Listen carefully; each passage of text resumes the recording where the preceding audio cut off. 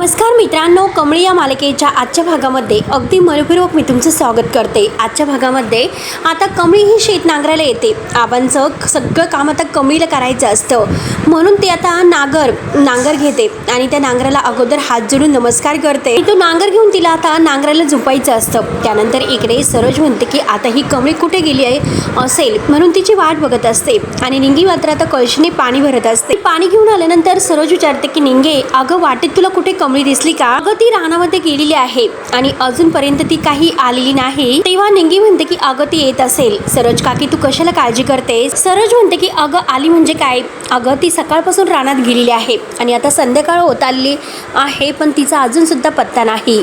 त्यानंतर कमळी मात्र इकडे स्वतः नांगर ओढत ओढत नांगराला झुकलेली असते आणि ते शेत ती नांगरत असते। नांगर मात्र ओढत असताना तिला आबांची आठवण होते। शेतामध्ये ते काय काय काम करायचे हे सगळं काही आठवतं आणि आता कमळीच्या पायात चप्पल सुद्धा नसते। अगदी त्या खडतर जमिनीमध्ये ती आता बिगर पायी अनवाणी चपलाची मात्र नांगर ओढत असते। तेवढ्यात मात्र एका ढेकळाला कमळीचा नांगर आहे तर पक्का गुतून बसतो। नांगर काही निघत नसतो। कमळी नांगर खाली ठेवते आणि तो नांगराचा फणा काढण्याचा प्रयत्न करत असते, परंतु आता नांगर काही निघत नाही आणि तेवढ्यात ऋषी तेथे येतो। ऋषी मात्र आपल्या हाताने नांगर उचलतो आणि तो नांगर मात्र आता उचलून कमळीच्या हातात देतो। तेव्हा कमळी ऋषीकडे पाहत असते। तेव्हा आता कमळी ऋषीला बघून आता इतकी रडायला सुरुवात करते। डायरेक्ट ती आता ऋषीला घट्ट मिठी मारून त्याच्या मिठीमध्ये खूप रडत आहे। माझे आजोबा मला सोडून गेले म्हणून आता ती खूप रडत असते। आबा गेले त्याची वाट बघून म्हटले होते परंतु ते अगोदरच निघून गेले, मला न भेटता निघून गेले। ऋषी तिच्या खांद्यावर हात फिरवतो आणि शांत हो कमळी, रडू नकोस असे म्हणतो। तर कमळी म्हणते की तुम्हाला माहिती होतं आबा गेलेले आहे म्हणून, तुम्हाला हे सगळं माहिती होतं म्हणूनच तुम्ही त्यांच्या नावाने मला पत्र लिहित होते। आबा जे काही मला समजावतील ते सगळं काही तुम्ही मला पत्रातून समजून सांगत होते आणि मला हे सर्व माहिती होतं। त्यानंतर आता ऋषी म्हणतो की कमळे हे बघ। कमळी ऐकायला तयार नसते। ती म्हणते की ऋषी सर तुम्ही मला का सांगितलं नाही की आबा गेले म्हणून? माझे आबा मला कायमचे सोडून गेलेत, तुम्ही का सांगितलं नाहीस? आणि इथे मी त्यांना आनंदाची बातमी द्यायला आले होते। इथे आल्यानंतर मला समजले की ज्यांना मला आनंदाची बातमी द्यायची आहे तर तेच या जगामध्ये नाही राहिले। तेव्हा आता ऋषी म्हणतो की कमळे अगं तू असं का म्हणतेस की आबा गेले म्हणून? अगं आबा कुठेही गेलेले नाही, त्यांनी तुला दिलेला आशीर्वाद आणि मी दोघांनी एकत्र पाहिलेलं स्वप्न ते कुठेच गेलेले नाही म्हणून तू कमळीला समजावतोय। आणि हे बघ कमळी तुझं स्वप्न पूर्ण होणार आहे पण तू प्लीज रडू नकोस। आपल्या हाताने ऋषी तिच्या डोळ्यातील पाणी पुसतो। तेवढ्यात आता त्याच्या लक्षात येतं की कमळीला खूप ताप भरलेला आहे। तो कमळीला म्हणतो की अगं कमळी बघ ना किती ताप आहे तुला, तुझ्या अंगामध्ये ताप भरलेला आहे आणि तू शेतामध्ये काम करत बसलीस म्हणून तो कमळीला घेऊन एका चिंचेच्या झाडाखाली येऊन बसतो। तेव्हा आता कमळीला आबांच्या आठवणी येतात आणि ती आबांबद्दल सांगत असते की हे बघा आई आणि आबांनीच मला वाढवलं, लहानचं मोठं केलं। मी माझ्या वडिलांना कधीही पाहिलेलं नाही, आबाच माझे बाप होते। माझा सखा आणि माझा मित्र सगळं काही आबाच होते, ते गेले आणि जी काही माझी सगळी नाती आहे तर ती अशी तुटल्यासारखी झाली। तेव्हा आता ऋषी म्हणतो की हे बघ कमळे मला माहिती होतं की तुझे आबा तुझ्यासाठी किती इम्पॉर्टंट होते। ते गेल्यानंतर मात्र तुझी काय अवस्था झालेली आहे, तुला काय त्रास होत असेल हे मला चांगलं समजतो। आणि हो ते जायला नको होते, ते तुझ्यासोबत असायला हवे होते, पण आपण काय करू शकतो, आपल्या हातात थोडंच असतं। प्रत्येकाला मात्र त्याची वेळ येत असते आणि तेव्हा जावं लागतं। नियतीच्या पुढे कोणी काही करू शकलेलं आहे का? नाही, काही गोष्टी आपल्या हातामध्ये नसतात। तेव्हा आता कमळी म्हणते की अहो सर देव तरी माझ्यासोबत असं का वागला?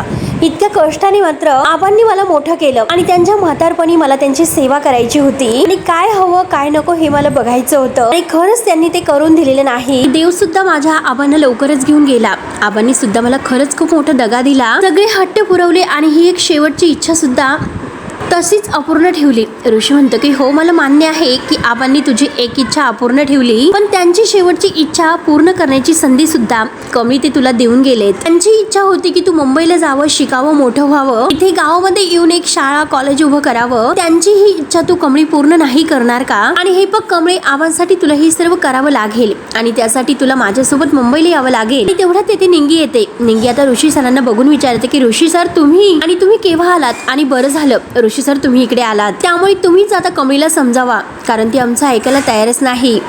ऋषी म्हणतो की हे बघ कमळी, तुला जे काही मी सांगतो ते ऐकावं लागेल. आबांच्या इच्छेसाठी आणि तुझं स्वप्न पूर्ण करण्यासाठी तुला मुंबईला यावंच लागेल शिक्षणासाठी. तेव्हा आता कमळी स्पष्ट नकार देते की मी माझं गाव सोडून कुठेही नाही जाणार. जे काही असेल ते सगळं काही इथेच राहून पूर्ण करेल. तेव्हा आता निंगी म्हणते की कमळी, तुझं खूप झालं. तुला काय वाटलं ग, सारखं सारखं मी तुझ्या मागेच पळत बसू का? आणि जर तू मुंबईला गेली नाहीस तर मी सुद्धा मुंबईला नाही जाऊ शकत. तुझ्यामुळे माझं सुद्धा शिक्षण थांबवणार आहेस का? तेव्हा आता कमळी स्पष्ट तिला म्हणते की निंगे, हे बघ, तुझा निर्णय घेण्यासाठी तू समर्थ आहेस.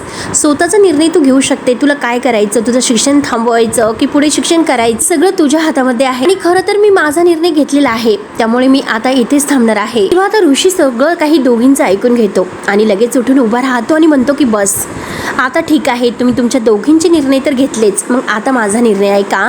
मी सुद्धा आता इथेच तुमच्यासोबत इथे ह्याच गावामध्ये राहतो आणि आता मात्र मुंबईला जाईन तर तुम्हाला दोघींना घेऊनच जाईल. तेव्हा आता कमळी म्हणते की हे बघा ऋषी सर, तुम्ही खुळ्यासारखं का करता? नयनतारा मॅडम तुमच्यावर चिडतील, तुम्ही प्लीज मुंबईला परत जा. तेव्हा ऋषी म्हणतो की मला काही फरक पडत नाही, जे काही तिला करायचं आहे ते तिला करून दे आणि आता हे खूळ तेव्हाच जाईल जेव्हा तू माझ्यासोबत मुंबईला येशील, तोपर्यंत मात्र मी इथेच राहणार आहे या गावामध्ये. तेव्हा आता कमळी म्हणते की मग बसा सगळेजण इथेच. आणि त्यानंतर आता ऋषी आणि निंगीला फार टेन्शन येतं. ऋषी म्हणतो की अरे यार, या मुलीला कसं समजायचं. त्यानंतर आता इकडे नयनतारा खूप टेन्शन मध्ये येते की ह्या ऋषीचं नक्की काय सुरू आहे. एकतर त्याचा फोन सुद्धा लागत नाही, नक्की तो कुठे गेला असेल. तेव्हा आता रोहित म्हणतो की आई, हे बघ, मला असं वाटतं नक्की तो मात्र त्याच्या मित्रांबरोबर कुठेतरी बाहेर गेला असेल आणि त्याला मात्र फॉरेन डेलिगेट समोर येण्याचं टेन्शन आलेलं आहे. तेव्हा आता नयनतारा म्हणते की कमॉन, अरे ऋषी असं घाबरण्यातलं नाही, तो एक कॉन्फिडन्स असणारा बॉय आहे आणि जर तसं असतं आणि त्याने मात्र उद्याची मीटिंग आहे तर ती तुला करण्यासाठी काय सांगितली असती. रोहित म्हणतो की हे बघ आई, ठीक आहे, मी सगळं काही करतो, तू कशाला काळजी करतो आणि तुझं बोलणं झाल्यानंतर तुम्हाला कळव. आणि तेवढ्यात तेथे राधिका आलेली असते. राधिका आल्यानंतर आता नयनतारा आतमध्ये निघून जाते. राधिका लगेच म्हणते की ऋषी कमळीच्या गावाला गेलेला आहे. मग आता ही गोष्ट आईंपासून का लपवली, आईंना का खरं सांगितलं नाही. तेव्हा मात्र रोहित तिच्यावर चिडतो. रोहित म्हणतो की देव जेव्हा अक्कल वाटत होता तेव्हा तू झोपली होतीस. आईला जर कळाले की ऋषी कमळी सोबत आहे तर ती किती चिडेल याचा विचार केलास का आणि याचा अंदाज आहे का तुला. तेव्हा राधिका म्हणते की हे बघ रोहित, ही गोष्ट जर आईला नंतर कळाली तर मात्र ते जास्त चिडतील. आणि हे बघ राधिका, जे काही मला करायचं आहे ते काम मला करून दे. मी काय करायचं हे तू मला शिकू नकोस. जेवढी काम तुला आहेत ना तेवढीच काम तू कर. हे बघ, आईला जर हे सर्व कळाले तर मात्र यावेळेस मी तुला कायमचं माहेरी पाठवून देईल. कळलं असेल तुला. जी कामं तुझ्या लायकीची आहेत ना तेवढीच काम कर.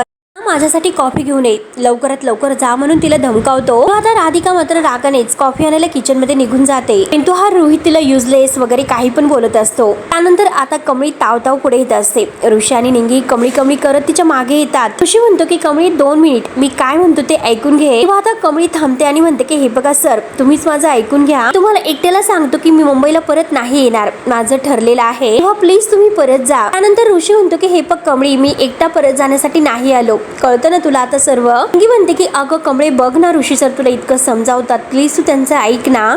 कमळी म्हणते की ते त्यांचं नुकसान करून घेतात. ऋषी विचारतो की माझं कसलं नुकसान. तर कमळी म्हणते की मला एक गोष्ट सांगा, तुम्ही नयनतारा मॅडमला सांगितलं का की तुम्ही इकडे आलात म्हणून. तेव्हा आता ऋषी म्हणतो की ऍक्च्युली मी. तर कमळी म्हणते की मला माहिती आहे तुम्ही त्यांना न सांगता आलेले आहात, त्यांनी तुम्हाला इकडे येण्यासाठी परवानगी दिलीच नसती आणि तरी सुद्धा तुम्ही न सांगता आले असताल. तेव्हा ऋषी म्हणतो की कमळी, हे बघ असं काही नाही, ऍक्च्युअली मी दादाला. त्यावर कमळी म्हणते की हे बघा ऋषी सर, तर अगोदर माझ्यामुळे तुम्हाला खूप त्रास झालेला आहे, त्यामुळे अजून मात्र मला तुम्हाला त्रास नाही द्यायचा, त्यामुळे तुम्ही प्लीज जा इथून. तेवढ्यात तेथे बंड्या येतो. आता बंड्या विचारतो की काय झालं, कमळी तयार आहे ना गावाकडे म्हणजे सोडून तिकडे यायला. तेव्हा आता ऋषी नाही म्हणून मान डोलावतो. तेव्हा आता कमळी बंड्याकडे बघत म्हणते की म्हणजे तुम्हीच ऋषी सरांना इथे बोलावून घेतलं तर, आणि हे बघा जसं बोलून घेतलेलं आहे त्यामुळे तसं परत जायला सांगा. मला मात्र ऋषी सर इथे राहिलेले चालणार नाही. त्यावरती निंगी म्हणते की कमळी हे बघ थांब. आणि तेवढ्यात आता सरोकाकी ही पाणी आणायला जात असते आणि तिचं लक्ष मात्र आता समोर ऋषी, बंड्या, कमळी ह्या सगळ्यांकडे जातं.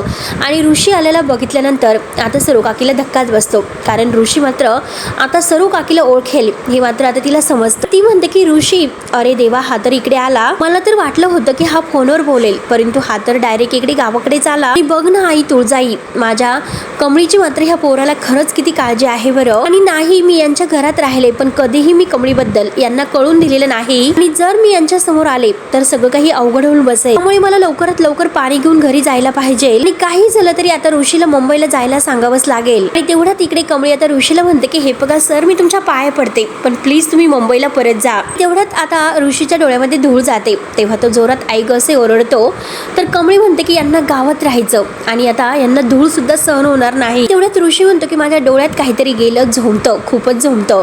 कमळी आपल्या हातातील गाठोडं खाली टाकते आणि बघून द्या असं म्हणून ऋषीच्या डोळ्यामध्ये फुंकर मारत असते. बरं वाटतं का असं विचारते तर ऋषी म्हणतो की नाही ना अजून नाही. तेव्हा आता बंड्या म्हणतो की ऋषी भाऊ असं नाही निघणार, येथे जवळच पाणी आहे, डोळ्यावर पाणी मारूयात आणि मग बरं वाटेल तुम्हाला. तेवढ्यात आता ऋषी आणि बंड्या मात्र तेथे त्या आडावर येतात.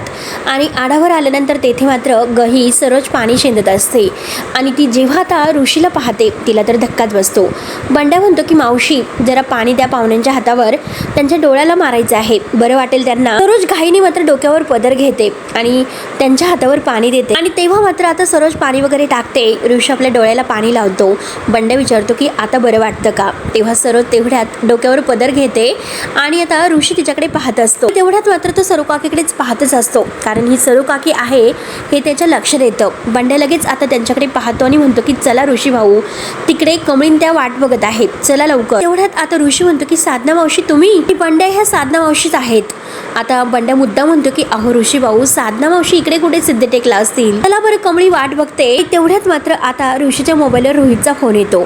तो बंड्याला म्हणतो की तू पुढे हो, दादाचा फोन आहे. ऋषी आता फोन उचलत बोलतच आता बाजूला म्हणजे जात असतो. तेवढ्यात आता सरोज ऋषी गेला की काही पाहते. त्यानंतर रोहित ऋषीला विचारतो की काय रे ऋषी तू कमळीला भेटला का. तर ऋषी विचारतो की हो, परंतु तू आईशी बोललास का. आता रोहितला मुद्दाम हेच हवं असतं. तो आता नयनतारा ऋषीवर चिडण्यासाठी आणि त्याला ऑफिसमधील अधिकार काढून घेण्यासाठी तो बरोबर आता ऋषीला लांब ठेवण्याचा प्रयत्न करत असतो. आणि त्याच्याशी गोड बोलून म्हणतो की तू तिकडे कमळीची काळजी घे, कमळीला काय हवं नको ते पहा, आता आईला मात्र कॉल करू नकोस, मी आईशी बोलतोय. तेव्हा ऋषी म्हणतो की हे बघ पण तू प्लीज आईला आठवणीने नक्की सांग. हे बघ तुम्हाला जे काही सांगत होता की फॉरेन ट्रिपला गेलेला आहे तेव्हाही कारण मला द्यायला आईला नाही पटत, आईशी खोटं नाही बोलू शकत. तेव्हा तर रोहित म्हणतो की हे बघ ऋषी मी आहे तर वेळ आल्यानंतर मी सगळं काही व्यवस्थित करेन. तेव्हा सरोज मात्र आता त्यांचा सगळं काही फोन ऐकत असते आणि ऋषी आता फोन ठेवून बाजूला जातो. तेव्हा सरोज आपल्या मनात म्हणते की म्हणजे ऋषी भाऊ इकडे आलेत आणि त्यांनी नयनतारा मॅडमला याबद्दल सांगितलेलं नाही म्हणून. जर त्यांना हे सर्व कळाले तर त्या खूप रागवतील आणि अगोदर तर त्यांचा कवीवर खूप राग आहे, त्यावरून ऋषी भाऊवर आणखीनच चिडतील. त्यात म्हणजे हे सर्व कळाले तर आगीत तेल ओतल्यासारखं होईल आणि काही झालं तरी त्यांना आता तिकडे पाठवून द्यावं लागेल असे आता सरोज ठरवते.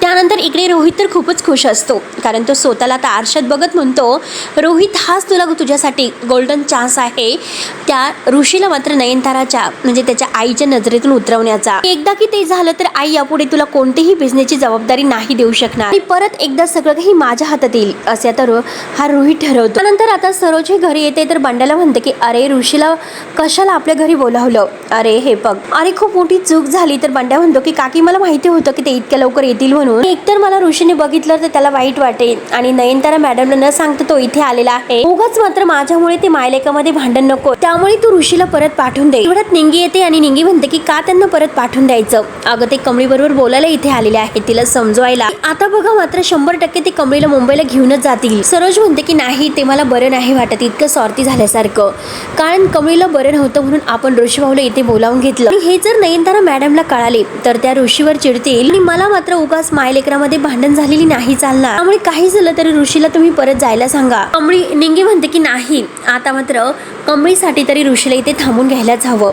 सरोज मात्र स्पष्ट नकार देते. बंड्या आता निंगीला समजावतो काही झालं तरी ऋषी भाऊंना जायला सांगावं लागेल. बंड्या जायला निघतो तर निंगी बाहेर धावतच येते आणि बंड्याला थांबवते आणि विचारते की तू हे सगळं काय करायला निघालास, डोकं आहे का तुझं. जर ऋषी भाऊ कमळीला न घेता तिकडे मुंबईला गेलेत तर कमळीला कोण समजवायला, कसली मुंबई आणि कसलं काय. आणि हे बघ नयनतारा मॅडम खूपच रागवतील, त्यांना माहिती नाही ऋषी भाऊ इकडे आलेले आहेत आणि जर त्यांना माहिती झालं तर ते खूप चिडतील, त्यामुळे त्यांनी आत्ता घरी जाणं खूप गरजेचं आहे असे बंड्या आता तिला समजावतो. निंगी म्हणते की अरे पण कमळीचं काय. बंड्या म्हणतो की नंतर बघूयात काय करायचं आहे ते. बंड्या म्हणतो की हे बघ नयनतारा कुठलाही मागचा पुढचा विचार न करता सगळा दोष का कोणाला देईन तर कमळीला कमळीला देईल. कमळीची बदनामी झालेली तुला चालणार आहे का निंगी? आता निंगीच्या लक्षात येते. निंगी म्हणते की हो तू बरोबर बोलतोस आणि चल मी सुद्धा तुझ्या सोबत येते. त्यानंतर ऋषी आता कमळीला तेच समजावत असतो की चल परत तू शहराकडे आणि इथे बसून काय करणार आहेस. कमळी म्हणते की नाही मी तुम्हाला खूप वेळा समजावलं, आता किती वेळेस तुम्हाला समजावू, पुढे काय करायचं आहे ते माझं ठरलेलं आहे. हे बघा तुमचा बिझनेस तुमच्यासाठी जास्त महत्त्वाचा आहे त्यामुळे तुम्ही जाऊ शकता. तेव्हा ऋषी म्हणतो की बिझनेस माझ्यासाठी जितका महत्त्वाचा आहे तितकीच महत्त्वाची तू माझ्यासाठी आहेस. तुझं फ्युचर माझ्यासाठी इम्पॉर्टंट आहे कमळी. तू किती हुशार आहे, तू किती टॅलेंट आहे हे सर्व मी बघितलेलं आहे. ते बंड्या आणि निंगे येतात तर बंड्या म्हणतो की हे बघा ऋषी भाऊ आपण माघार घेऊयात, शेवटी ही ऐकणार नाही आपलं आणि तुम्ही प्लीज मुंबईला जा. तेव्हा ऋषीला धक्का बसतो.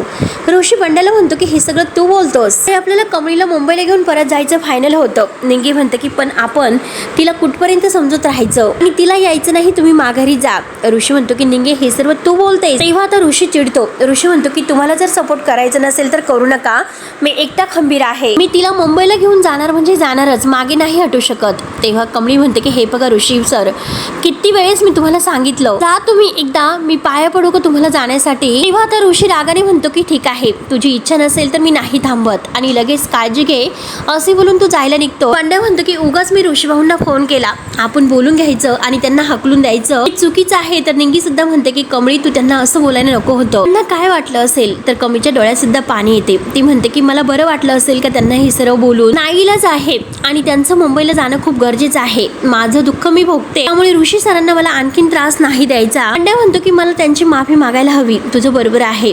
तेव्हा कमळी म्हणते की जा त्यांना गाडीमध्ये व्यवस्थित बसून दे. तेव्हा आता कमळीला सुद्धा खूप वाईट वाटतं आणि बंड्या ऋषी भाऊ करत त्यांच्या मागे जातो.